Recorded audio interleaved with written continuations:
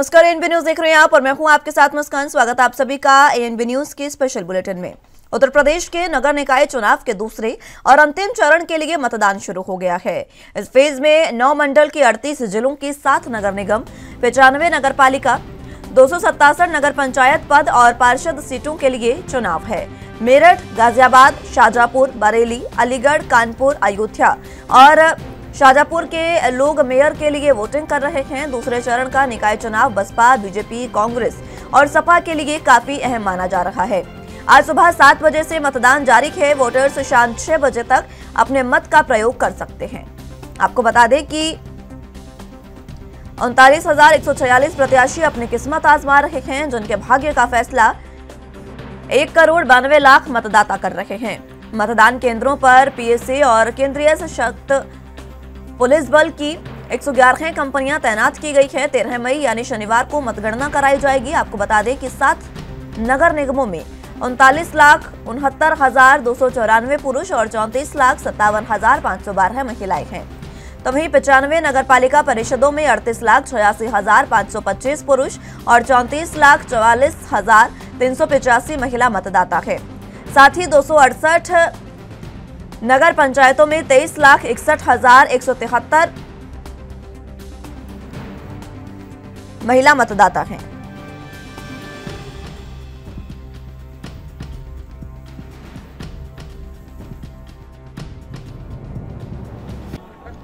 पुजारी राम सुंदर दास, हनुमानगढ़ी जी। क्या कहना चाहते हैं? हम लोग विकास के लिए वोट डाले हैं। आज इस पर्व पे हम लोग घर और आदमी के कहते घर से निकल के और आके बूथ पे आके वोट गिराएं और हमारे नगर निगम क्षेत्र को विकास की ओर ले जाएं। किस तरीके से विकास अयोध्या में हो रहा है? कितना मुख्यमंत्री जी भी आए थे, सबसे में 2 बार राज्य के विकास तो आज आपको दिख ही रहा है कि कितना विकास तेजी से हो रहा है। दिन रात 24 घंटा विकास चल रहा है काज को। मंदिर भगवान का बन रहा है, भगवान को मंदिर तो बनने लमसम 75% काज नहीं। हनुमत संस्कृत महाविद्यालय में यहाँ हमारा है वोट 200 तक का एक प्रथम कमरे में लाट है, लेकिन वहाँ मशीन खराब है बता रहे हैं। कलेक्टर में सूचना दिए हैं, घंटों समय लग सकता है। हमारा वोट अभी नहीं पड़ सका है और हम पुनः आएंगे वोट देने के लिए। तब तक भीड़ बढ़ जाएगी? भीड़ बढ़ेगी तब भी आएंगे वोट देने, तो अपना जिम्मेवारी है और क्या। इसमें कोताही करने से थोड़े कोई काम, तो बहुत संलग्नता से सब पूर्ण होता है। वोट देना है, आएंगे। एक बार क्या 3 बार वापस जाना पड़े तब भी आएंगे। हमारे बूथ का मशीन बोल रहे हैं खराब है। कलेक्ट्री ऑफिस से नई मशीन लेने के लिए जा रहे हैं। जब आएगा तो पुनः आकर के वोट डालेंगे दोपहर में। 1 घंटे बोले हैं, अब 1 घंटे बाद आएंगे। बगल में रहते हैं तो फिर जी। अरे तो वर्ष में त्योहार है एक तरीके से, तो इसको तो मनाना जरूरी है ना। वोट डालना जिम्मेदारी है प्रत्येक नागरिकों का, इसलिए दायित्व का निर्वहन करना जिम्मेदारी समझकर दोबारा आएंगे। क्या नाम? परमानंद। पूरा अयोध्या इसी प्रकार से चौड़ा हो जाएगा। गलियों का अयोध्या है, लेकिन इसके बावजूद भी कोशिश करके चौड़ी सड़कें कराने का काम किया जा रहा है। साफ सफाई अच्छी हो, सुलभ शौचालय बने, लोग बाहर से आते हैं, बड़ी भारी संख्या में लोग आते हैं, उनको सुविधाएं मिलें, ये सब हो रहा है। उसके लिए प्रयास किया जा रहा है। क्या उम्मीद रखते हैं जनता से? नहीं, जनता से उम्मीद क्या है? जनता तो वोट दे देगी। तो हमारे तो एक ही उम्मीद है कि सब भारतीय जनता पार्टी को जीता।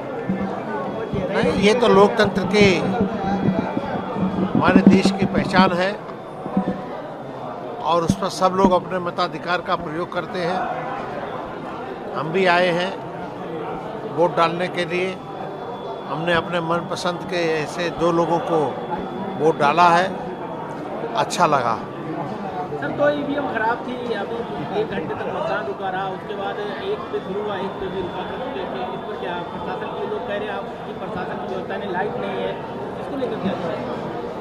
नहीं, अब लाइट नहीं है, उस पर हम लोग क्या कर सकते हैं? ये तो प्रशासन की ही जिम्मेदारी है, वही कर सकती है। सर, फर्स्ट फेज में जो इलेक्शन हुए थे उसमें बीजेपी के तमाम नेताओं ने आरोप लगाया था कि बुर्के की आड़ में फर्जी मतदान हो सकता है और इसकी जांच की जाए। यहाँ पे कहीं ऐसी स्थिति नजर नहीं आ रही है, दूसरी प्रत्याशी आ रही है, उनको बिना जांच किए वोट डालना जांच जरूरी है, उनकी भी जांच होनी चाहिए।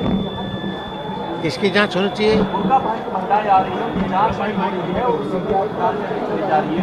नहीं बुर्का पहन के आवे, लेकिन घूंघट घूंघट जो है वो हटा करके आवा है ताकि वहाँ पहचान हो सके। कर्नाटक की अगर बात करें सर तो वहाँ पे क्या स्थिति नजर आई? हालांकि जो अभी एग्जिट पोल आया उसमें कांग्रेस की बढ़त दिखाई दे रही है, बजरंग बली का आशीर्वाद क्या मिलने जा रहा है बीजेपी को वहाँ पे? अब देखिए क्या होता है, अभी तो यहाँ से कहना कुछ कठिन है। लेकिन जिस तरीके से बजरंग बली को टारगेट करने का प्रयास किया वहाँ पर कर्नाटक में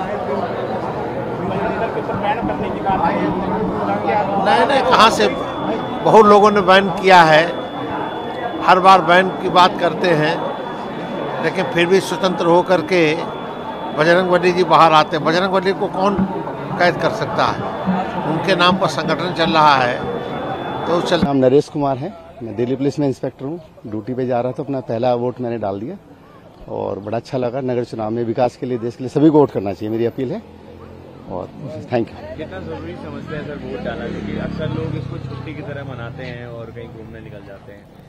नहीं, ये अपना दायित्व समझना चाहिए। जैसे आप पूजा करते हैं, खाना खाते जरूरी है, सबसे पहला काम ये करना चाहिए, क्योंकि ये 5 साल में मौका मिलता है और फिर आप शिकायत करते हैं काम नहीं हुआ, वो नहीं हुआ, तो आप अपना अधिकार तो पहले पूरा करिए, उसके बाद किसी से वो करिए कंप्लेंट। अपना सबसे पहले अपनी ड्यूटी निभानी चाहिए कि हमारा दायित्व है।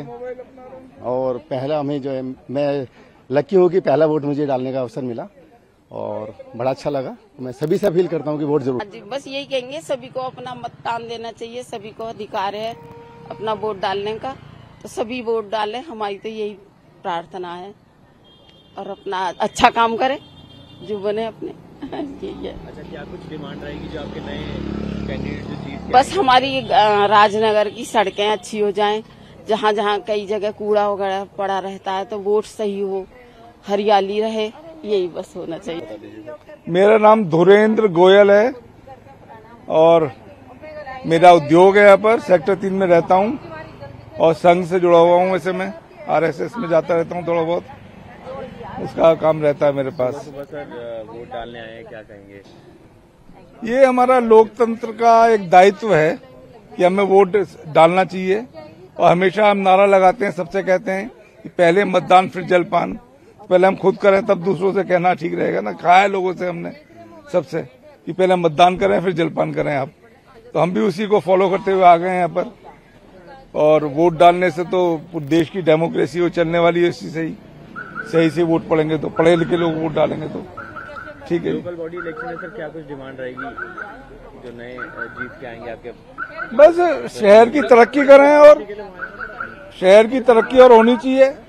नंबर 1 शहर हो देश में अपना, हालांकि नंबर 2 नंबर 3 तो है, नमस्ते जी नमस्ते, लेकिन नंबर 1 शहर हो अपना, ऐसा हम चाहते हैं। गाजियाबाद हो सकता है, लेकिन लोग ईमानदारी से काम करेंगे तो हो जाएगा सब।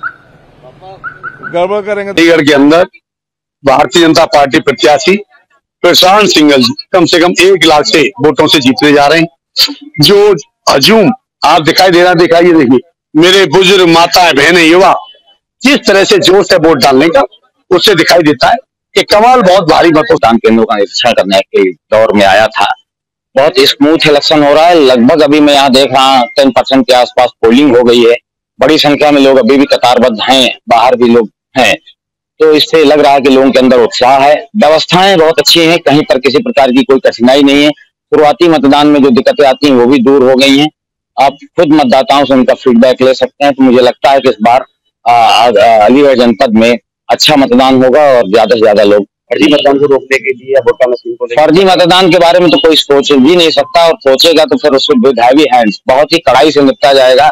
हमारे पास 15 प्रकार के जो पहचान पत्र हैं उन्हीं से मतदान किया जा रहा है, और उनमें भी आधार कार्ड को रैंडमली हम लोग चेक कर रहे हैं कि वो फर्जी तरीके से जारी किया हुआ आधार कार्ड तो नहीं है। तो इतनी व्यवस्थाओं के बावजूद इस बात की संभावना नहीं है। इसके अलावा प्रत्येक मतदान केंद्र में निर्वाचन में भाग ले रहे उन उम्मीदवारों के एजेंट्स हैं वो चैलेंज कर सकते हैं अगर किसी मतदाता के बारे में उन्हें शक है कि वो वाजिब मतदाता है या नहीं। पर्दा नशी औरत की पहचान के लिए एक महिला कर्मी है जो इसकी पहचान कर लेगी। अलीगढ़ में अभी तक शांतिपूर्ण चुनाव चल रहा है और सारा फोर्स भ्रमणशील है। सभी बूथों पे पर्याप्त फोर्स लगाया गया है और काफी क्यूआरटीज जो है बनाई गई है, जो कि सभी लोग मोबाइल हैं। और रेंज के अन्य जनपदों में भी अभी तक शांतिपूर्ण चुनाव की सूचना है और जो भी सूचना आ रही है उनको प्रॉपरली अटेंड किया जाएगा और जो हमारे पास एडिक्वेट प्रिपरेशन है और चुनाव शांतिपूर्ण होगा। संवेदनशील और पर्दानशील या फर्जी मतदान को रोकने के लिए क्या व्यवस्था है? सभी ऐसे बूथों पे अतिरिक्त महिला पुलिसकर्मी और पोलिंग स्टाफ भी जो है महिलाओं को तैनात किया गया है और उसके आधार पे प्रॉपर वेरिफिकेशन करके।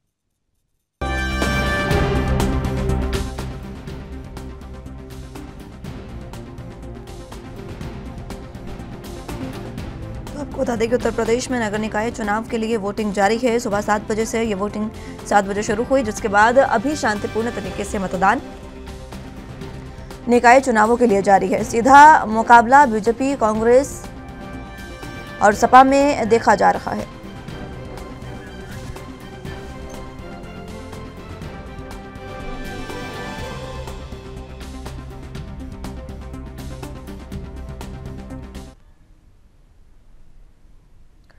नगर निकाय चुनावों के दूसरे चरण के लिए वोटिंग जारी है और नगर निकाय चुनावों की बात करें तो बीजेपी, कांग्रेस और समाजवादी पार्टी, तीनों ही पार्टियों ने पूरे तरीके से पूरा दमखम लगाया है।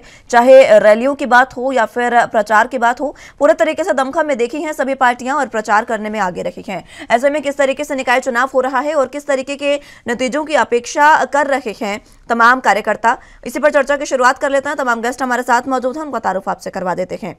गुलशन आनंद जी नेता बीजेपी से हमारे साथ मौजूद हैं, भरत सिंह जी नेता कांग्रेस से हमारे साथ मौजूद हैं और अनूप दीक्षित जी नेता समाजवादी पार्टी से हमारे साथ मौजूद हैं। बहुत स्वागत है आप सभी का एएनबी न्यूज पर। सबसे पहले गुलशन आनंद जी, शुरुआत आप ही से करते हुए, नगर निकाय चुनावों के दूसरे चरण के लिए वोटिंग हो रही है। सुबह सुबह सीएम ने भी ट्वीट किया और कहा कि पहले मतदान फिर जलपान, और जागरूकता काफी लोगों में फैलाई गई है। किस तरीके से आप देख रहे हैं निकाय चुनावों को? मुझे लगता है कि मतदाता पहले के मुकाबले बहुत जागरूक हो गया है। नारे, रैलियां, ये सारे पार्टी के अपने अपने कार्यक्रम रहते हैं और मतदाता आज सवेरे से, जैसे हम बरेली में देख रहे हैं, मतदाता घरों से स्वतः ही निकल रहा है और उसने अपना मन भी बना लिया कि मुझे करना क्या है। अब विपक्षी पार्टियों की जहाँ तक बात करें तो अब कोई भी ऐसा व्यक्ति नहीं जो अपराजय रहा हो। डॉक्टर तोमर को पिछली बार हमने हरा दिया था। समाजवादी पार्टी के हैं, तथाकथित निर्दलीय हैं, समझ में नहीं आता कि साइकिल छोड़ते हैं कि जीप चलाते हैं। तो मतदाताओं ने मन बना लिया है कि जो व्यक्ति किसी संगठन के साथ जुड़ के अपने आप को वहाँ स्टैंड नहीं कर पाता है तो उसके बारे में क्या विचार करें हम। भाजपा पिछले 5 सालों से डॉक्टर उमेश गौतम बड़ा अच्छा शहर में काम किया है। स्मार्ट सिटी के नाम पे जो पैसा आया था वो बरेली में लगता हुआ दिखाई भी दिया बड़े बड़े प्रोजेक्ट के लिए। तो हमें लगता है कि इस बार फिर बरेली का मतदाता भारतीय जनता पार्टी में विश्वास व्यक्त करेगा। जहाँ तक भाजपा की बात करते हैं तो वो तो कहीं नजर नहीं आ रहे हैं और जो तथाकथित समाजवादी पार्टी के नाम पर तुष्टीकरण की राजनीति करते हैं, जैसे श्रीमान एक बड़े नेता अखिल भारतीय हैं बरेली के तौकीर मियाँ साहब, उन्हें फरीदपुर में कह दिया कि अतीक और उसके कत्ल का बदला लेना है, आजम खां का बदला लेना है। तो तुष्टीकरण की नीति करके मुस्लिम वोट को पोलराइज करके वो ये चाहते हैं कि हिंदुओं को अपमानित करके हम नेतागिरी कर लेंगे। अब ये होने वाला नहीं है। ऑल ओवर इंडिया कहीं भी हिंदुओं का अपमान करके कोई ये चाहे राजनीति कर ले, अब ये संभव नहीं है। अब ये मोदी योगी जी ने हिंदुओं को सम्मान के साथ जीना सिखा दिया है और एज ए वोटर, जहाँ तक as far as voter is concern, अब लोगों को लग गया है कि हम हिंदुओं को गाली दे के अपमानित करके हिंदुस्तान में राजनीति नहीं कर सकते और विजय श्री का वर्ण फिर डॉक्टर उमेश गौतम करेंगे, बोर्ड हमारा बनेगा, मुझे इतना विश्वास है। ठीक है भरत जी, कांग्रेस किस तरीके से निकाय चुनावों को देख रही है? और क्योंकि अगर कर्नाटक का कल के कर्नाटक में भी जो चुनाव हुए उसमें कहीं ना कहीं कांग्रेस की सरकार बनती दिखाई दे रही है कर्नाटक में, उत्तर प्रदेश को किस तरीके से आप देख रहे हैं? निकाय चुनाव आज जारी है। आपके चैनल के माध्यम से मैं आ रही हूँ सर आपके पास।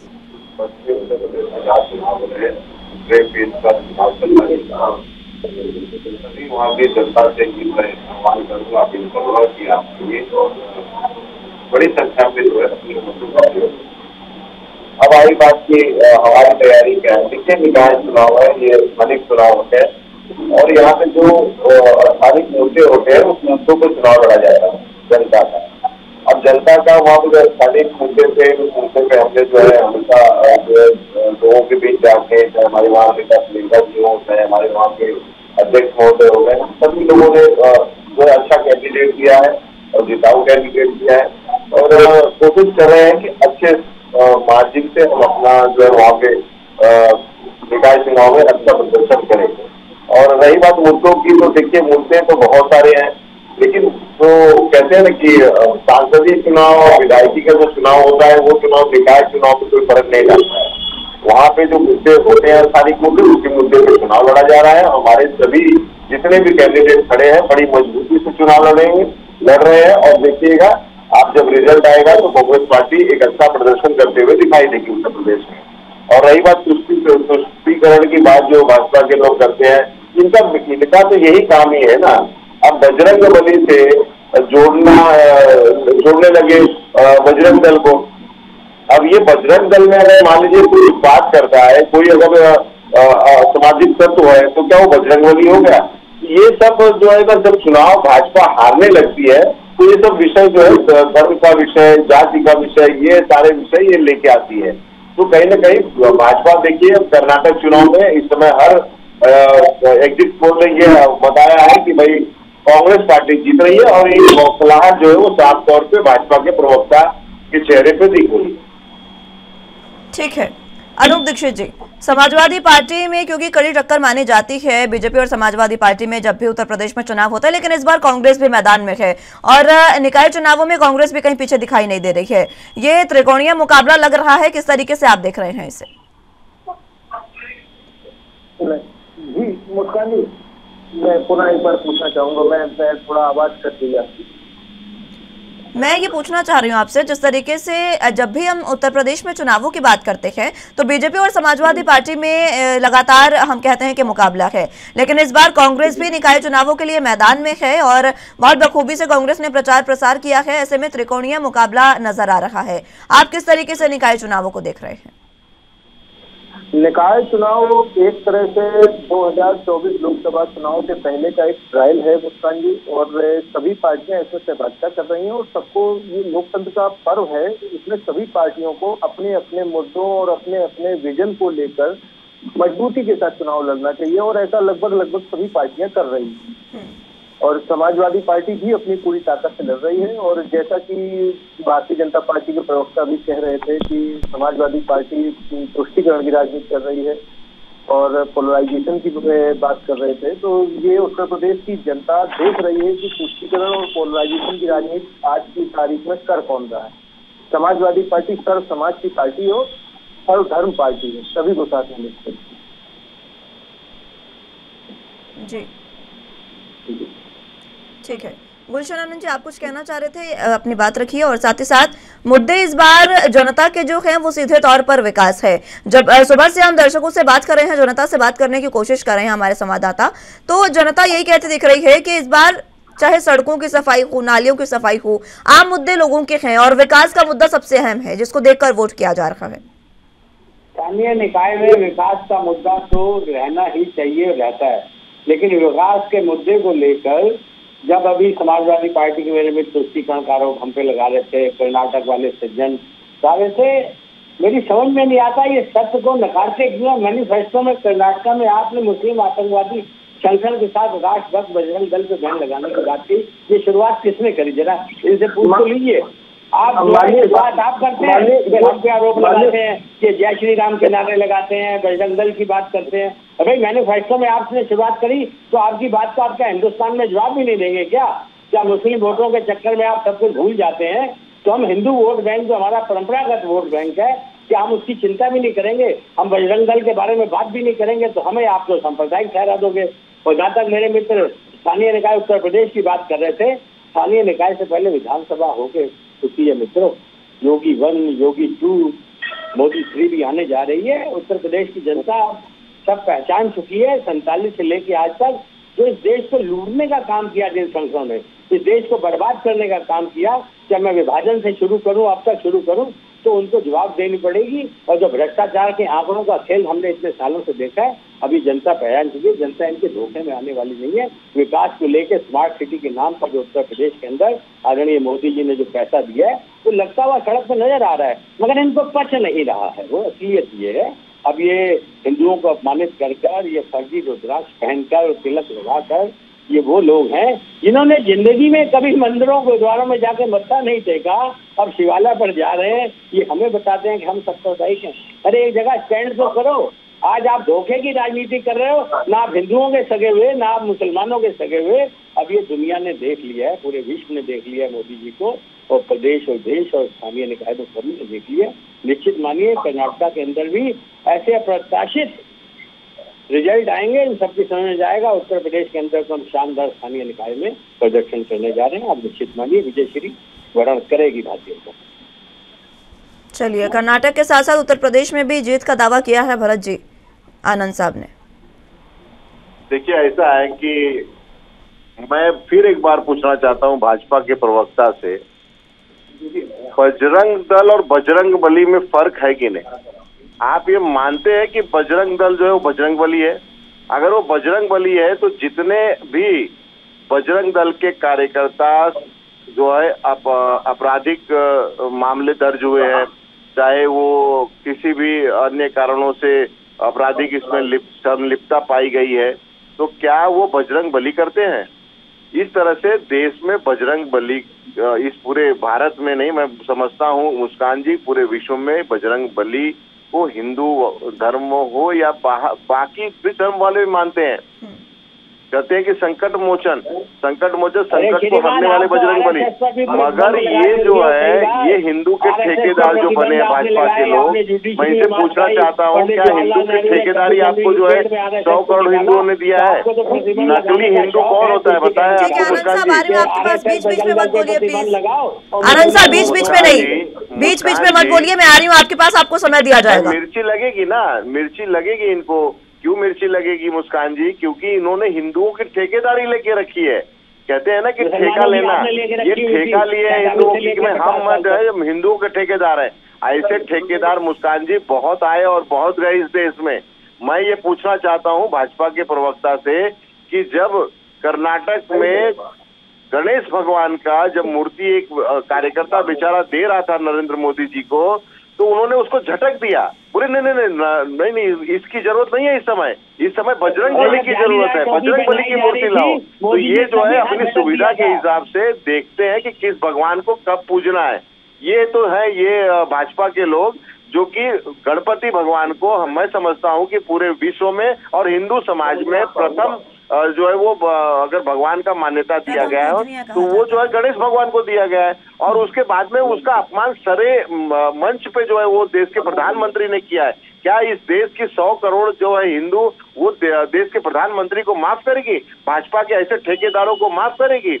ऐसे जो है नकली हिंदुओं को माफ करेगी क्या? आपको लगता है? देखिए ये चुनाव में फिर कह रहा हूँ कि स्थानिक निकाय चुनाव जो होता है वो स्थानिक मुद्दों पे होता है, और कांग्रेस पार्टी उत्तर प्रदेश में स्थानिक निकाय चुनाव में अच्छा प्रदर्शन करेगी। और ये नकली हिंदुओं को भगाने का काम भी देखिए कांग्रेस ही करने वाली है। जो ये 70 साल रोते हैं ना कि 70 साल में कांग्रेस ने क्या किया, अरे वो रोना बंद कर दो। 9 साल में आपने क्या किया ये तो बताइए।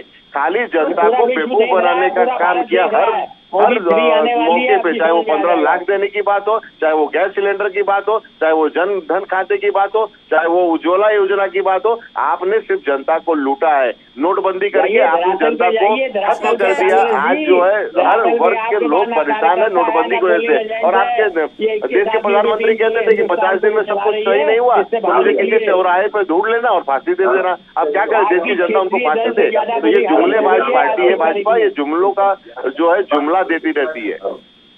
ठीक है, चलिए तो में से बाहर निकलते हैं। अनूप दीक्षित जी भी हमारे साथ मौजूद है। दीक्षित साहब, विकास के मुद्दों पर इस बार ये चुनाव हो रहे हैं। अगर समाजवादी पार्टी के कार्यकाल की बात करें तो किस तरीके से आप अपने विकास कार्यों को आगे रखेंगे? किस तरीके से जनता को आपने लुभाने की कोशिश की है?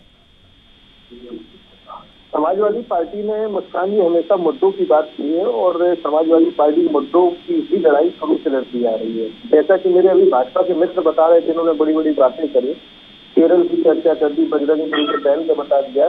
तो मैं इनकी जानकारी के लिए बताना चाहूंगा कि समाजवादी पार्टी का केरल में कोई अभी ऐसा रोल नहीं है, न वहाँ पार्टी चुनाव लड़ने जाती है और न वहाँ पार्टी का कोई वोट बैंक है केरल में। जो ये दोषारोपण कांग्रेस का दोषारोपण है और घटित रहे समाजवादी पार्टी को। और दूसरी चीज उत्तर प्रदेश की बात करता हूँ, योगी 2.0 भी गिना दी, मोदी भी 3.0 आ रही है।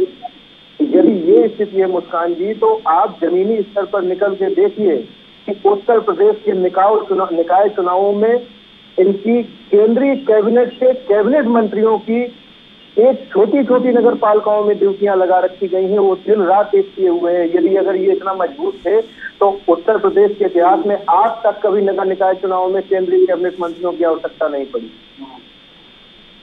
और ये नगर निकाय चुनाव भारतीय जनता पार्टी ने लड़ रही है मुस्कान जी। उत्तर प्रदेश में कई जगह मतदान स्थलों में अनियमितताएं हैं और साफ तौर पर देखा जा सकता है कि नगर निकाय चुनाव सीधे प्रशासन लड़ रहा है भारतीय जनता पार्टी की तरफ। इस तरह इन्होंने प्रशासन के ऊपर अनावश्यक दबाव बना रखा है। जी मुस्कान जी। ठीक है दीक्षित साहब। गुलशन जी, जिस तरीके से दीक्षित साहब का कहना है कि उत्तर प्रदेश में अगर बात करें तो नगर निकाय चुनाव जो है वो बीजेपी नहीं लड़ रही है, नगर निकाय चुनाव बीजेपी की तरफ से प्रशासन लड़ रहा है। ये आरोप उन्होंने सीधे सीधे लगाए हैं कि प्रशासन किसी और की नहीं सुन रहा। आपके आगे इनकी बात का जवाब देता। हमारे मित्र ने केरला से बात शुरू की थी, हम केरला में कहीं नहीं है, तो केरला में अगर आप कहीं नहीं तो जरा केरला फाइल पिक्चर देख लीजिएगा, कश्मीर फाइल तो आप देख चुके होंगे, और उसके आधार पर कैसे जो है क्या क्या नंगा नाच किया जा रहा है हिंदू बेटियों बहनों के साथ, तो सब कुछ समझ में आ रहा है। और देखिए जहाँ तक बात पुलिस प्रशासन की कह रहे हैं, तो समाजवादी पार्टी के राज में पुलिस प्रशासन ने कैसे कैसे तांडव किया है हमने सबने देखा है। तो भारतीय जनता पार्टी के मित्र ये स्वीकार नहीं की जो राजनीति की बात थी, कैबिनेट मंत्री हमारे यहाँ प्रत्येक व्यक्ति पार्टी का कार्यकर्ता है मुस्कान जी, क्या किसी भी स्तर पे पहुंच जाए। आदरणीय प्रधानमंत्री जी भी पार्टी के कार्यकर्ता हैं। हर कार्यकर्ता को चुनाव में अपनी सक्रियता दिखाने का अवसर मिलता है। हमारे यहाँ प्रधानमंत्री होने के बावजूद एक पार्टी के कार्यकर्ता भी हैं, योगी जी भी पार्टी के कार्यकर्ता हैं। अब आपके यहाँ कार्यकर्ता तो बचे नहीं, कांग्रेस में कार्यकर्ता, आप तो एयर कंडीशन रूम की राजनीति कर रहे हैं। हमारे कांग्रेस के समाजवादी पार्टी के अंदर जो भी कार्यकर्ता है वो सत्ता के दम पर जो कुछ उन्होंने प्राप्त किया पुलिस प्रशासन के साथ, ग्रामीण क्षेत्र में लोगों को पर्चा नहीं भरने दिया गया। ग्राम प्रधान से जिला पंचायत सदस्य हमने देखा अपने 7 साल से पहले तक। अब इसलिए अनुशासन की, प्रशासन की, पुलिस की बात करते हुए मेरे मित्र ये अच्छे नहीं लगते हैं। इसलिए लोगों को मौका दीजिए, जनता को मौका दीजिए वोट डालने का। निर्णय 13 तारीख को सामने आने वाला है, कर्नाटक का भी, उत्तर प्रदेश का भी। अभी निर्णय जनता ने आपको सुनाया है। मुख्यमंत्री आदरणीय योगी जी हैं, 5 साल पहले भी योगी जी थे। उसके निर्णय को स्वीकार करने की आदत डालिए। निर्णय आपके विपरीत है, उसको स्वीकार करिए, जनता जनार्दन का अभिवादन करिए। जनता जनार्दन ने जैसे भी हुआ आपको भी नवाजा है कई साल का, जरा उनको स्वीकार करिए, प्रणाम करिए जनता के निर्णय को। मित्रों, जनता जनार्दन सर्वोपरि है, कंकन अपनी जगह है। उसके निर्णय को जिन्होंने स्वीकार नहीं किया, उन्होंने 75 में भी बात खाई, उन्होंने 84 में भी बात खाई, राम जन्मभूमि आंदोलन में भी उन्होंने बात खाई। सब कुछ हमारे आपके सामने है। जरा एक बार स्वीकार करिए, थोड़ा संयम से काम लीजिए। ये परिवर्तन है, अवश्यंभावी है, प्रकृति का नियम है परिवर्तन। कब कौन रहा है सदैव के लिए, ना कोई रहा है ना कोई रहेगा। क्या थोड़ा धैर्य से काम लीजिए मित्रों। कांग्रेस और समाजवादी पार्टी के लोगों की हाथ जोड़कर विनती है, जनता को अपमानित मत करिए, जनता को हिंदू मुस्लिम के नाम पर अपमानित करिए। विकास की बात करिए। विकास आज पूरे विश्व के अंदर भारत का मोदी जी और योगी जी के दम पर दिख रहा है। चाहे वो इन्वेस्टर मीट रही हो, चाहे स्मार्ट सिटी के नाम पर शहरों में पैसा लगना रहा हो, सब कुछ नजर आ रहा है। इसलिए आपका बहुत बहुत प्रणाम है। आनंद साहब, आप विकास की बात कर रहे हैं और आप कह रहे हैं कि दोनों, चाहे कांग्रेस हो या फिर समाजवादी पार्टी हो, दोनों ने अपने अपने कार्यकाल में विकास नहीं किया और दोनों की आप सीधे तौर पर ये कह रहे हैं कि तुष्टीकरण की राजनीति करते हैं। अब आपने विकास की बात किया तो एक किस्सा मैं याद करवाना चाहूंगी। आप तीनों लोग, सभी लोग वाकिफ होंगे उस किस्से से। उत्तर प्रदेश में एक पार्षद थे बीजेपी के, उन्होंने सड़क बनवाई और उसका उद्घाटन करने के लिए विधायिका जी को बुलाया था। और जब विधायक जो थी वो भी बीजेपी की थी, जब उन्होंने सड़क का उद्घाटन करने के लिए नारियल तोड़ने की कोशिश की तो नारियल नहीं टूटा लेकिन सड़क टूट गई थी। इस विकास की बात कर रहे हैं आप? ये किस्सा बहुत बेहतर तरीके से याद होगा आपको आनंद जी। उदाहरण पूरे देश के लिए स्वीकार्य नहीं किए जा सकते। सड़क नहीं, देश की हम बात कर ही नहीं रहे हैं, देश की हम बात नहीं कर रहे हैं आनंद साहब, हम बातें निकाय चुनावों की कर रहे हैं। नारियल फोड़ा जाता है, सड़क पर नारियल नहीं फोड़ा जाता, ईंट रखकर फोड़ा जाता है। वहाँ जो टेक्निकल गलती हुई, सड़क पर नारियल फोड़ दिया, सड़क बनी हुई थी ताजी। आप सवाल से, या तो आप सवाल से भाग रहे हैं या आप बात को घुमाने की कोशिश कर रहे हैं आनंद साहब। सड़क के ऊपर नारियल नहीं तोड़ा जाता है। मैं इस बात की बात कर ही नहीं रही हूँ कि नारियल कहाँ फोड़ा गया, मैं बात कर रही हूँ कि नारियल से सड़क टूट जाती है। सड़क नहीं टूटती है, सड़क पर ईंट रखकर नारियल तोड़ा जाता है, तब नारियल टूटता है एंकर महोदया, वो सड़क नहीं टूटती है। टेक्निकल गलती जिसकी चीज हुई अति उत्साह में सड़क रिपेयर हो गई, सड़कें टूटती हैं, बन जाती हैं। ये लोग तो दिल तोड़ने की बात कर रहे हैं, ये लोग देश तोड़ने की बात कर रहे हैं। अब चिंता आज पूरे के पूरे जनता जनार्दन को इस बात की है कि प्रभु इन लोगों से तुमने हमें छुट्टी दिलवाई है। लेकिन आनंद साहब, हम अभी निकाय चुनावों की बात कर रहे हैं और निकाय चुनावों में जनता के मुद्दे सड़क हैं, सड़क नालियां और विकास जनता के मुद्दे हैं। भरत जी, इस बात पर तो उन्होंने सीधे जवाब दे दिया कि एक सड़क से आप पूरे देश का उदाहरण नहीं दे सकते हैं, वो इस बात को कह रहे हैं। आपने उनका जवाब भी सुना, आपकी प्रतिक्रिया? देखिए मुस्कान जी, ऐसा है कि अगर मैं ये कहूँ कि अच्छा हुआ कि भाजपा के प्रवक्ता ने ये नहीं कहा कि ये भी जो है नेहरू और जो है इंदिरा जी के समय का सड़क था, तो हम क्या करें। तो क्योंकि ये जब भी कुछ होता है तो तुरंत पहुंच जाते हैं गांधी परिवार पे, कि गांधी परिवार ने जो है इस तरह से किया, नेहरू जी ने किया, राजीव जी ने किया। देखिए विकास के नाम पे सिर्फ विनाश हो रहा है इस देश का, और धर्म के नाम पे, जाति के नाम पे, मंदिर के नाम पे, हिंदू के नाम पे, मुसलमान के नाम पे, ये आज की तारीख में इनकी राजनीति चल रही है। अगर ये हारते हुए अगर कहीं दिखते हैं तो तुरंत तो ये अपने आ जाते हैं, हिंदू मुसलमान पे आ जाते हैं, मंदिर मस्जिद पे आ जाते हैं। इनके पास विकास क्या है? पूछे कि 9 साल में आपने कितने एम्स बनाए, कितने आपने जो है कॉलेज बनाए, ये सारा पूछेंगे आप तो ये इनके पास जीरो, कुछ आएगा नहीं, इनके पास जीरो रहेगा। मगर ये विकास का दावा करते रहेंगे कि हमने बहुत विकास किया। क्या विकास किया भाई बताइए। अब मैं ये पूछना चाहता हूँ भाजपा के प्रवक्ता से कि देश के प्रधानमंत्री का क्या काम है भाई। वो कार्यकर्ता भाजपा के हो सकते हैं, लेकिन मैं समझता हूँ वो देश के प्रधानमंत्री हैं, और देश के प्रधानमंत्री का ये काम नहीं होता है कि वो नगर निकाय चुनाव में जाके प्रचार करे।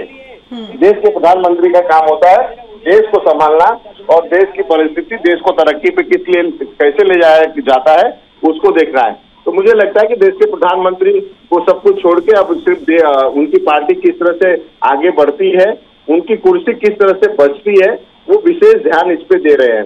क्योंकि मैं देख रहा हूँ, जहां तक देश की जनता देख रही है, देश के प्रधानमंत्री कर्नाटक चुनाव में जितने झूठे वादे करने थे वो सारे वादे कर दिए। करप्शन की बात करते हैं, इनकी सरकार वहां पे 40% करप्शन में जिस तरह से कर्नाटक में फंसी हुई थी, और ये सारा चीज हमने खोल के दिखाया। उसके बाद में भी ये कहते हैं कि करप्शन नहीं है। अरे करप्शन वाली पार्टी तो पूरी तरह से आपकी हो गई है। जितने भी आपने बाहर से आयात किए हुए नेताओं को लिया है, वो सारे नेताओं के ऊपर कहीं न कहीं करप्शन के चार्जेस लगे हुए हैं। आप हेमंत बिश्व शर्मा को ले लीजिए, जो कि आज मुख्यमंत्री बने हुए हैं, उन्हीं के ऊपर आप लोग ने ही जो है बड़े करप्शन के जो है चार्जेस लगाए थे, और आज जो है वो दूध के धुले हो गए हैं। देखिए मुस्कान जी, इनके पास जो जाता है करप्शन वाले जितने भी लोग इनके पास जाते हैं वो दूध के धुले हो जाते हैं।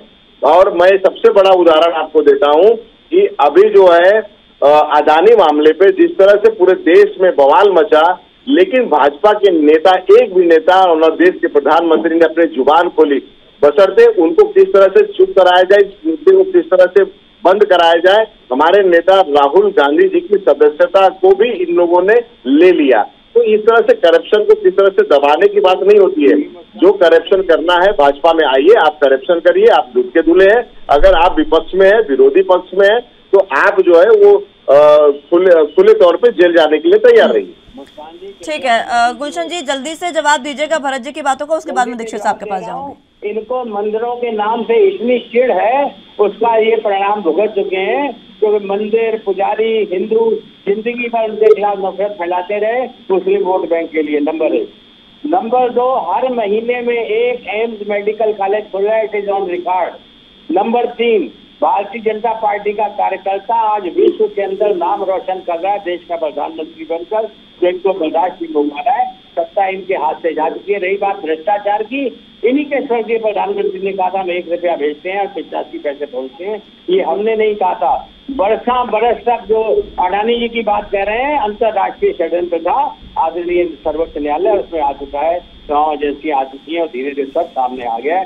कैसे मैनेज करके चाइना एम्बेसी में जाकर, विदेश में जाकर भारतीय लोगों को बदनाम किया जाए, भारत को दोबारा उसी अंधेरे में ढक दिया जाए जिससे इनकी सत्ता फिर से बनी रहे।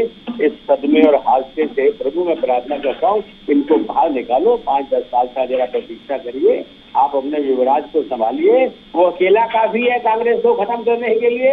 मोदी जी, योगी जी और कार्यकर्ताओं की जरूरत नहीं है। आप जमानत नहीं करा पाए उस आदमी की, और पवन खेड़ा जी हवाई अड्डे से जमानत करा दी आपने और आपने उसको जेल भेजने का इंतजाम कर दिया। कांग्रेस के लोग अपने आप को संभालें, अपनी पार्टी को संभालें। बीजेपी को मोदी और योगी जी संभालेंगे, देश को प्रधानमंत्री संभालेंगे, प्रदेश को योगी जी संभालेंगे। ये निरंतर चलने वाली व्यवस्था है, थोड़ा धैर्य से काम लीजिए। मैं फिर अपनी बात कह के साथ, समय परिवर्तनशील है, सदैव किसी का नहीं रहा। आप लोगों को ये कल्पना नहीं थी कि 10 साल मनमोहन सिंह जी के प्रधानमंत्री काल में जो कुछ हमने पास किया है वो पाप का घड़ा फूटेगा और वो आपके ऊपर उसका जो कुछ भी घड़ा फूट के गिरेगा, अमृत लोगों पर गिरेगा, कीचड़ जो है जिन पर गिरना है उन पर गिरेगा। इसलिए मैं आपको प्रणाम करता हूँ। बहुत बहुत धन्यवाद मुस्कान जी, प्रणाम। लेकिन ये बात आपको भी ध्यान रखनी चाहिए कि समय परिवर्तनशील होता है। आप कह रहे हैं कि देश को मोदी जी चलाएंगे और प्रदेश को योगी जी चलाएंगे, बहुत अच्छी बात है। जब तक जनता उनको ला रही है तब तक वो चलाएं, लेकिन समय परिवर्तनशील है, ये आपको भी देखना चाहिए। मैं आ रही हूँ एक बार फिर से आपके पास, मैं आ रही हूँ गुलशन जी एक बार फिर से। ठीक है दीक्षित साहब, समाजवादी पार्टी कह रही है कि हमने विकास किया है, हमने अपने तमाम वायदे पूरे किए हैं, खुद आपने इस बात का जिक्र किया, लेकिन आपको ये शायद जानकारी होगी कि दिल्ली से मौलाना ने एक फतवा जारी किया है समाजवादी पार्टी के खिलाफ और ये कहा गया है कि कोई भी जो समाजवादी पार्टी को है वो वोट नहीं देगा, कोई भी मुस्लिम वोट नहीं देगा, क्योंकि जो बातें कही गई थी वो नहीं पूरी की गई हैं समाजवादी पार्टी के द्वारा। मुस्कान जी, ये फतवे समय समय पर जारी होते रहते हैं और इन फतवों से समाजवादी पार्टी को कोई फर्क नहीं पड़ता। समाजवादी पार्टी सर्वधर्म पार्टी है और सभी को साथ में लेकर चलती है। और रही बात जहां तक विकास की बात, अभी हमने भाजपा के मित्र सुन रहा था, मैं उनकी बातें बड़ी गंभीरता से, उन्होंने बहुत विकास की बातें बताई और अभी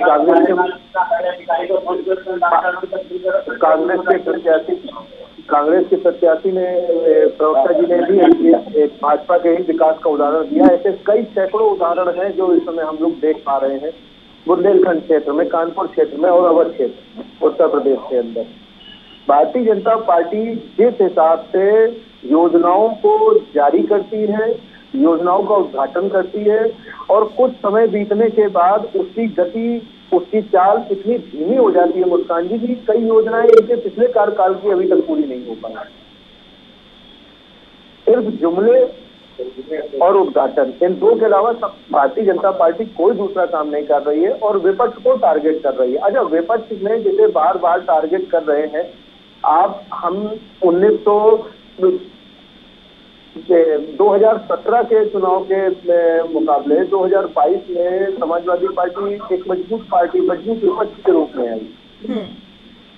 लेकिन कहीं ना कहीं उत्तर प्रदेश की जनता का प्यार, आशीर्वाद, समाजवादी पार्टी के ऊपर विश्वास बढ़ा, तभी तो समाजवादी पार्टी 130-35 सीटों पे आई। नहीं 2017 में तो हम 50 के आंकड़े थे।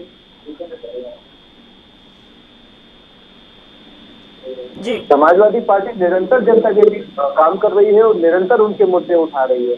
हाँ, इनके झूठ के सामने हमारा सच नहीं चल पाया, मजबूत भूमिका में आए, मजबूत विपक्ष की भूमिका अदा कर रहे हैं, आगे और प्रयास करेंगे।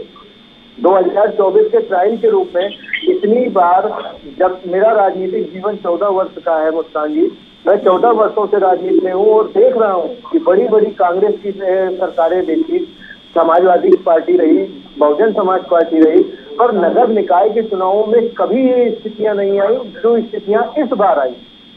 और जैसा कि मेरे भाजपा के मित्र कह रहे थे कि समाजवादी पार्टी के समय पर्चा नहीं भरने दिया जाता, तो आप क्या कर रहे हैं?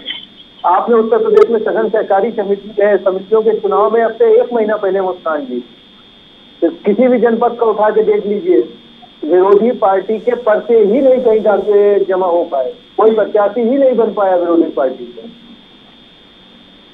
आप भी तो उसी पैटर्न पे चल रहे हैं। अब उससे चलिए, आपने अपनी 14 वर्ष की आयु बता दी राजनीति की, थोड़ा 14 साल से पीछे भी चले जाइए तो आपको समझ में आ जाएगा कि मायावती जी और आदरणीय मुलायम सिंह जी, अखिलेश जी के समय में क्या क्या हुआ है, कि किसी से छुपा नहीं है।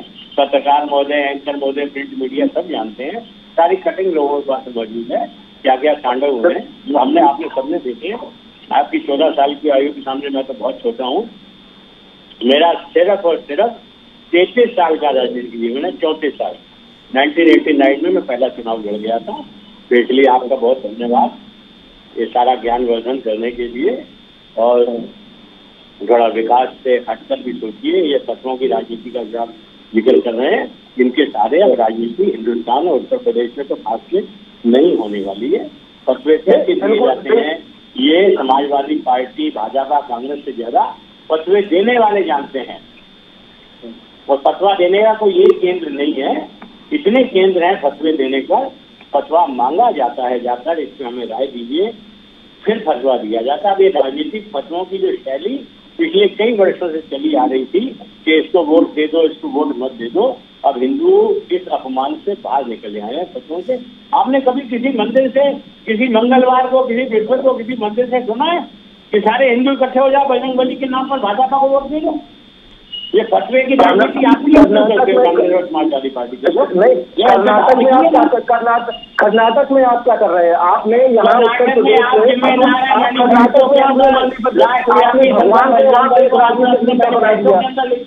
अगर आपने काम नहीं किया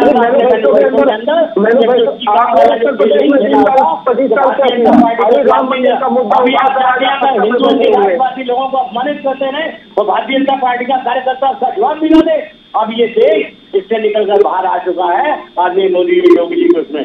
अब आप हिंदुओं को अपमानित कर फर्जी त्रिपुंड लगाकर, फर्जी कोट पैंट पर रुद्राक्ष पहनकर, और अभी तक बढ़ता बढ़ता हरी चादरों पर सिक्के उखाड़ते चले आते थे। अब आपको गणेश जी याद आ रहे हैं, अब आपको राम सेतु याद आ रहा है, अब आपको अयोध्या याद आ रही है। वो लोग जिन्होंने सरियों का पानी लाल कर दिया, जो तांडव मचा के कह दिया कि वृंदावन की बात गोलियां गिरा के मरवा डाले लोग। अब आपको तुष्टिकरण मंदिर और हिंदू याद आ रहे हैं। इस पाप से बाहर निकलिए। ये देश पहचान चुका सबको। जो काम कांग्रेस किया करती थी 47 से आज तक सत्ता में बने रहने के लिए, उस कांग्रेस की परछाई से बाहर निकलिए। सत्ता आनी जानी माया है मेरे मित्र, ये देश बना रहना चाहिए। आज देश तो चारों तरफ से जिस तरीके से घेरा चला जा रहा है, आप देख रहे हैं। पूरी शक्तियां मिलकर किस तरीके से भारत को नीचा दिखाया लगी है। आप कम से कम एक मामले में भारत का सहयोग करिए। अरे मोदी जी का मत करिए, भाजपा का मत करिए, देश का सहयोग करने की बात करिए। आप गाली देते देते इतना आगे बढ़ जाते हैं। अभी आप कांग्रेस के नाम पर पूछते हैं, कभी सर्जिकल स्ट्राइक के नाम पर आप दवाइयां पूछते हैं। क्या क्या नहीं हो रहा है इस देश के तोड़ने के लिए। आइए एक बार जरा राजनीति से ऊपर उठकर इस देश की सुरक्षा की चिंता। न तुम ही रहोगे न साथी तुम्हारे, जो डूबेगी कश्ती तो डूबेंगे सारे। आज देश छोटा होता होता कहाँ तक आ गया। जरा केरला फाइल को स्वीकार करिए, कश्मीर फाइल को स्वीकार करिए, फिर आगे बढ़ने की बात करिए। सत्ताएं, नेता, विपक्ष ये सब चलता रहेगा मेरे मित्र। देश और धर्म को बचाने की बात करिए। आपका बहुत बहुत धन्यवाद। हमारे यहाँ चुनाव है, मैं माफी चाहता हूँ मुस्कान जी से, मैं आगे कंटिन्यू नहीं करूँगा। आप सबको प्रणाम। ठीक है, बहुत बहुत शुक्रिया आनंद साहब आपका हमारे साथ जुड़ने के लिए और तमाम अहम चर्चा हमारे साथ करने के लिए। भरत जी, देखिए, जिस तरह से भाजपा के प्रवक्ता महोदय ये कह रहे थे कि देश का नाम ऊंचा करिए, देश का नाम जो है नीचा न करिए, बहुत अच्छी बात है उन्होंने कहा। लेकिन देश के प्रधानमंत्री जब मुस्कान जी जब जाके ये विदेशों में, चीन में जाके कहते हैं, कोरिया में जाके कहते हैं कि 2014 के पहले भारतीयों को जो है शर्म आती थी ये बताने के लिए कि मैं भारतीय हूँ, तो कहीं ना कहीं देश का नाम और देश की शोहरत क्या ये बढ़ा रहे थे देश के प्रधानमंत्री। देखिए, एक उंगली आप अगर किसी की तरफ करते हैं तो 3 उंगली जो है वो आपकी तरफ रहती है। तो देश के प्रधानमंत्री को ये सोचना चाहिए कि मैं देश का प्रधानमंत्री, उस देश का प्रधानमंत्री हूँ जिसका एक अपना इतिहास और एक गौरव गाथा है। उस देश का प्रधानमंत्री जो है मुझे देश की जनता ने चुन के दिया है। और देश की 140 करोड़ जनता का जो है आप अपना अपमान कर रहे थे कि सबको जो है वो शर्म आती है। तो देश के प्रधानमंत्री को इससे बचना चाहिए। और वो इल्जाम लगाते हैं राहुल जी के ऊपर, वो इल्जाम लगाते हैं कांग्रेस के ऊपर। अरे कांग्रेस पार्टी ने जब इस देश में मुस्कान जी सुई नहीं बनती थी, और तब से ये जो देश आजाद हुआ था तब से लेके आज तक इस देश में कांग्रेस पार्टी ने बहुत कुछ दिया, सड़क दिया, बिजली दी, पानी दी, हर चीज दिया। यहाँ तक कि हमारे कांग्रेस पार्टी के दो नेताओं ने अपने जीवन का बलिदान इस देश के ऊपर दिया। मगर भाजपा ने क्या दिया? भाजपा ने झूठ दिया और महंगाई दी, भ्रष्टाचार दी। आज भ्रष्टाचार की स्थिति देखिए, आज इनकी जो है एमसीडी में, दिल्ली में इनकी सरकार गई भ्रष्टाचार के नाम पे, कर्नाटक में इनकी सरकार जा रही है भ्रष्टाचार के नाम पे। तो भ्रष्टाचार कब तक आप छुपाओगे? खुद भ्रष्टाचारी हो और उसके बाद आप जो है विपक्ष को कहते हैं भ्रष्टाचारी। ये सारे भ्रष्टाचारी है, ये सारे जो है देश की तरक्की रोकना चाहते हैं।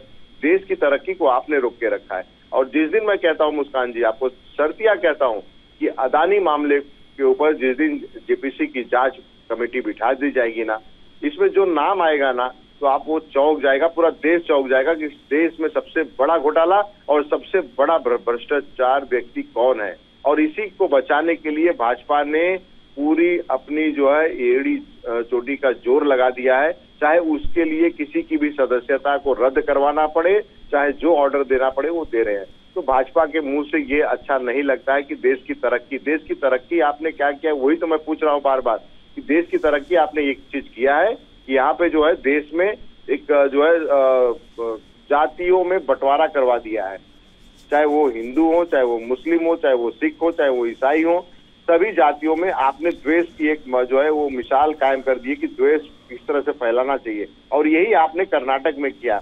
हद तो तब हो जाती है मुस्कान जी, जब हमारे अध्यक्ष श्री मल्लिकार्जुन खड़गे जी को इनके एक बड़े नेता कर्नाटक के धमकी फोन पे देते हुए कहते हैं कि नहीं तो इसको मरवाना पड़ेगा, इसको मार देंगे, इसके बच्चों को मार देंगे।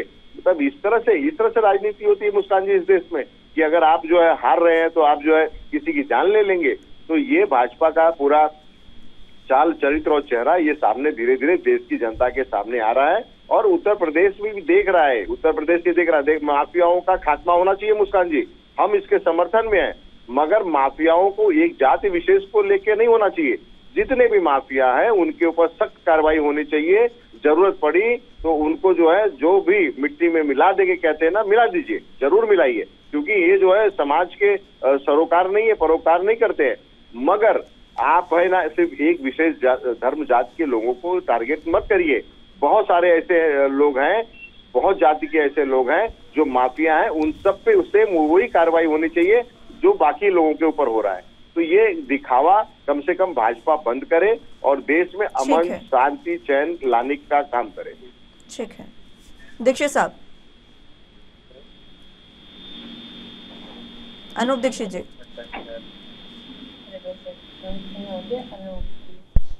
अनूप जी आवाज मिल पा रही है आपको? चलिए संपर्क उनसे टूट चुका है, एक बार फिर से उनको जोड़ने की कोशिश करेंगे। भरत जी आप ही के पास एक बार फिर से आना चाहूंगी। जिस तरीके से अभी जिक्र किया कि फतवा जारी हुआ है समाजवादी पार्टी के खिलाफ, बरेली में ये फतवा है कि पूरा बरेली जो है वो उसमें कोई भी मुस्लिम समुदाय के जो लोग हैं वो समाजवादी पार्टी को वोट नहीं देंगे क्योंकि उनके कार्य पूरे नहीं किए गए हैं। तो क्या आपको लगता है कि ये जो वोट है मुस्लिम समुदाय का, अल्पसंख्यकों का, ये कांग्रेस के पास शिफ्ट हो सकता है? देखिए मेरा ये मानना है, मैं अपना एक व्यक्तिगत राय है मेरी कि भाजपा की तरफ से कुछ देश के ऐसे नेता, मुस्लिम नेता हैं जो भाजपा का एक एजेंट बन के काम करते हैं।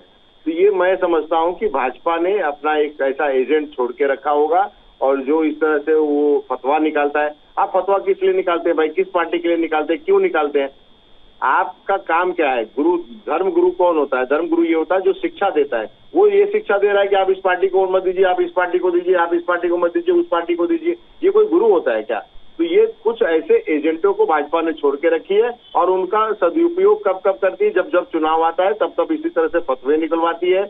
और आप देखिए MIM के ओवैसी जी को ले लीजिए, वो खुली तौर पे जो चाहिए वो बोलते हैं देश के प्रधानमंत्री के बारे में, पूरी भाजपा के बारे में, लेकिन उनके खिलाफ एक भी एक्शन नहीं होता है, कार्रवाई नहीं होता है। मगर मुस्कान जी आपको शर्तिया मैं कहता हूं, अगर आप देश के प्रधानमंत्री के खिलाफ एक ट्वीट कर देंगी ना तो रात को 2 बजे भी आपके घर पे पुलिस पहुंच जाएगी और आपको अरेस्ट कर लेगी। तो ये जो है ये पूरी तरह से एक रणनीति के तहत भाजपा ये काम करती है और भाजपा के एजेंट के तौर पे कुछ मुस्लिम नेता हो चाहे धर्मगुरु हो वो इस तरह से अपना जो है काम रोल अदा कर रहे हैं। ठीक है, अनूप दीक्षित जी भी हमारे साथ जुड़ चुके हैं। अनूप जी, आवाज मिल पा रही है आपको? जी, बीजेपी के प्रवक्ता हमारे साथ मौजूद थे। समाजवादी पार्टी पर वो कई बातें बोलकर गए हैं कि विकास कार्य जो हैं वो समाजवादी पार्टी में नहीं हुए हैं। आप उन पर उनके वक्तव्य पर आपकी प्रतिक्रिया? मैं मुस्कान जी, भारतीय जनता पार्टी के प्रवक्ता की सबसे बड़ी समस्या ये है कि वो अपनी बात के अलावा सामने वाले की बात सुनना ही नहीं चाहते। अरे आप बार बार एक ही चीज का दोषारोपण कर रहे हैं, तो उत्तर प्रदेश की जनता ने ही तो आपको सत्ता दी है, उत्तर प्रदेश की जनता ने ही हमको विपक्ष में बैठाया। रही बात विकास कार्यों की, विकास कार्यों का अगर मैं इनके बताऊं आपको, तो मुस्कान जी बुंदेलखंड एक्सप्रेसवे बनाया, आज से 1 साल पहले माननीय प्रधानमंत्री जी आकर उद्घाटन करके चले गए थे। और जमीनी हकीकत ये है कि मुस्कान जी, यदि आप भी जाएं तो बुंदेलखंड एक्सप्रेसवे पे पूरा सफर करके देख ले, 30% काम 1 साल उद्घाटन के होने के बाद अभी 30% काम बुंदेलखंड एक्सप्रेसवे का जमीनी स्तर पर बकाया।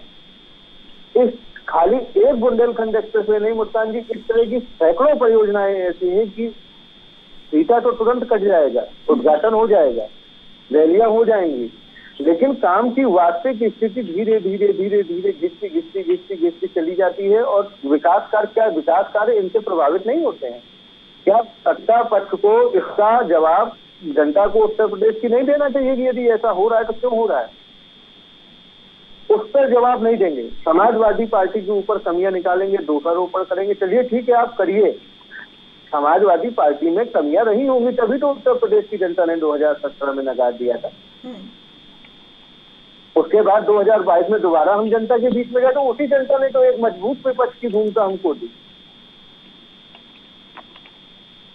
हो सकता है हम अपनी पूरी बातें नहीं जनता से कह पाए, पुनः हम लोग जमीन पे जा रहे हैं, जनता के बीच के मुद्दे उठा रहे हैं, जनता के साथ जुड़ रहे हैं, अपनी बात बता रहे हैं, जनता की समस्याएं सुन रहे हैं, उनके विरोध में अभी रायबरेली का मामला उठा करके। दीक्षित साहब, ये सवाल मेरा रहेगा आपसे, आप कह रहे हैं कि जनता के मुद्दे हम उठा रहे हैं, कौन से वो मुद्दे हैं जिनको लेकर आप जनता के बीच में गए? जनता के बीच में सड़क का मुद्दा लेके गए, जनता के बीच में सफाई का मुद्दा लेके गए, अस्पतालों में, नगर निकायों की गलियों में साफ सफाई की व्यवस्था बिल्कुल शून्य है, स्वच्छता अभियान प्रधानमंत्री चला रहे हैं और नगरों की स्थिति में गंभीर बनी हुई है। यही मुद्दे हैं जनता के बीच में जिनको लेकर हम लोग नगर निकाय के चुनावों में जनता के बीच में उपस्थित रहे और जनता की समस्याएं सुनी। रायबरेली आप उठा के देख लीजिए कि इनके कई सैकड़ों ऐसे उदाहरण दे दूं कि इनके प्रत्याशी जमीनी स्तर पर लड़ाई लड़ ही नहीं रहे। विपक्षी पार्टियां लड़ाई लड़ रही हैं उत्तर प्रदेश के प्रशासन से।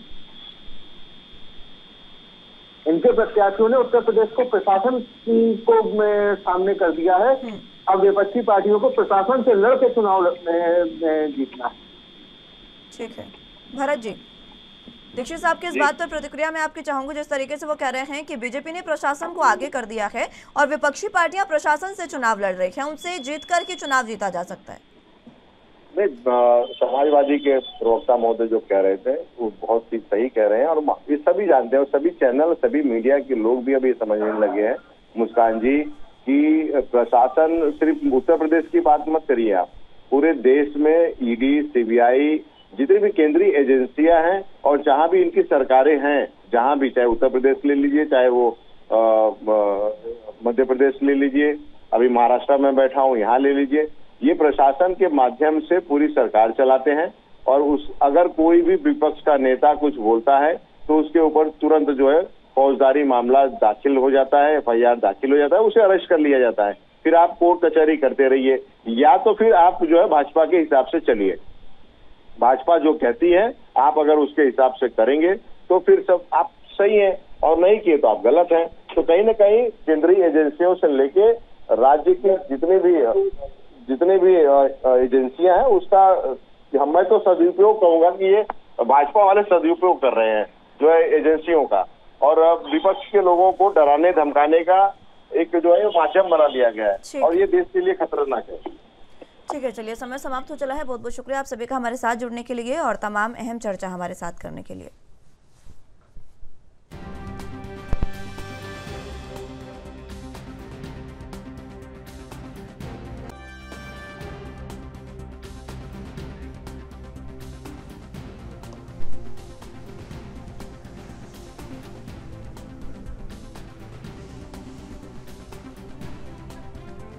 तो आपको बता दें कि नगर निकाय चुनावों के लिए वोटिंग आज जारी है और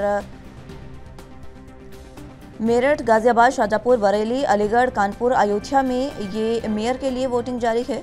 दूसरे चरण का निकाय चुनाव बसपा, बीजेपी, कांग्रेस और समाजवादी पार्टी के लिए काफी अहम माना जा रहा है। कांटे की टक्कर बीजेपी, कांग्रेस और सपा के बीच देखने को मिल रही है। सुबह 7 बजे से मतदान जारी है। ऐसे में वोटर शाम को 6 बजे तक मतदान कर सकते हैं और अलग अलग मुद्दों को लेकर मतदाता जो हैं वो अपने मत का प्रयोग आज कर रहे हैं।